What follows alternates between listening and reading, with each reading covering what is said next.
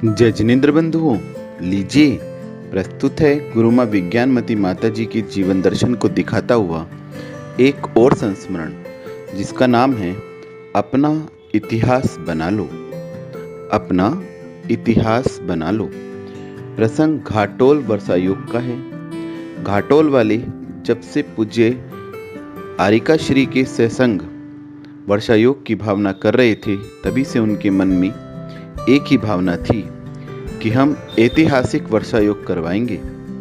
लगभग 18 से 20 माह के अथक पुरुषार्थ और पूज्य आचार्य श्री की कृपा से उन्हें वर्षायोग का शुभाशीष मिला। तब तो उनका मन मयूर ही नाच उठा। सारा नगर उत्साहित था। जैन जैनेतर सभी प्रसन्न थे। सारे युवा वर्ग ने धर्म प्रभावना का सत्संस्कार पाने का बीड़ा उठाया तो वृद्धों ने उनकी पीठ थपथपाकर सिर पर हाथ फेरकर प्रोत्साहित किया।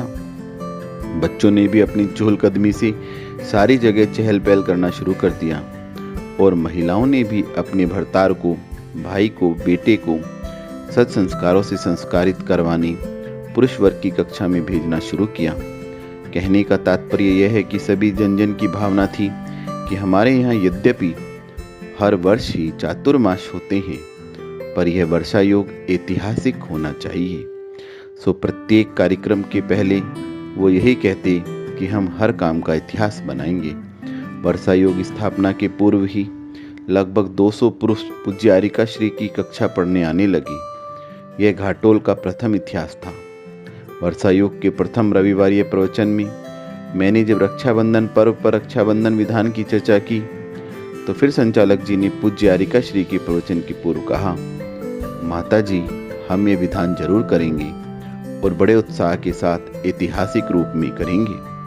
हम पूज्य आरिका श्री से विधान का शुभाशीष चाहते हैं। तब पूज्य गुरु माँ ने प्रवचन के दौरान कहा, घाटोल का इतिहास बन जाएगा। उससे हमें कोई लाभ नहीं मिलने वाला है, क्योंकि जब तक हमारा अपना इतिहास नहीं बना तो वर्षा योग से कोई प्रयोजन नहीं। तुम लोग अपने नगर का इतिहास बनाने का पुरुषार्थ ना करके अपना अपना इतिहास बनाने का प्रयास करो। जिस प्रकार भगवान आदिनाथ ने अपना इतिहास बनाया तो अयोध्या का इतिहास तो स्वयं बन गया। इतिहास कागज के पन्नों पर नहीं लिखो, वरन आत्मा के पन्नों पर लिखो। करोड़ों करोड़ों वर्षों के बीत जाने पर भी उनका इतिहास हम आज पढ़ते हैं। जब भी चैत्रवदी नवमी आती है, अक्षय तृतीया आती है, माँ कृष्णा चतुर्दशी आती है, प्रभु का इतिहास हमें मार्ग दिखा जाता है और हम उस इतिहास को खोलकर पढ़ने लगते हैं। पढ़कर हमारा कल्याण का मार्ग प्रशस्त कर लेते हैं। ऐसा इतिहास बनाने के लिए बहुत गम खाना पड़ता है। गम खाना ही नहीं पड़ता, वरन गम पचाना भी पड़ता है।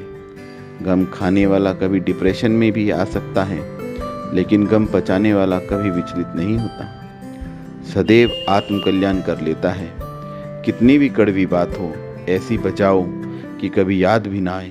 कभी किसी से कुछ कहा भी था, तब इतिहास बनता है। हमें ऐसा इतिहास बनाना चाहिए कि युगों युगों के बाद भी लोग हमारी पूजा करते रहें। यही सही इतिहास है उनका। हम यही सही इतिहास है कि उनका हम न नाम जानते हैं, न काम जानते हैं, न रंग रूप जानते हैं, फिर भी श्रद्धा से उनकी पूजा करते हैं। एक नगर का इतिहास बनाओगे तो सीमित रह जाओगे, अपना इतिहास बनाओगे तो असीमित हो जाओगे। यदि एक ने भी अपना इतिहास बना लिया तो नगर का इतिहास तो बन ही जाएगा।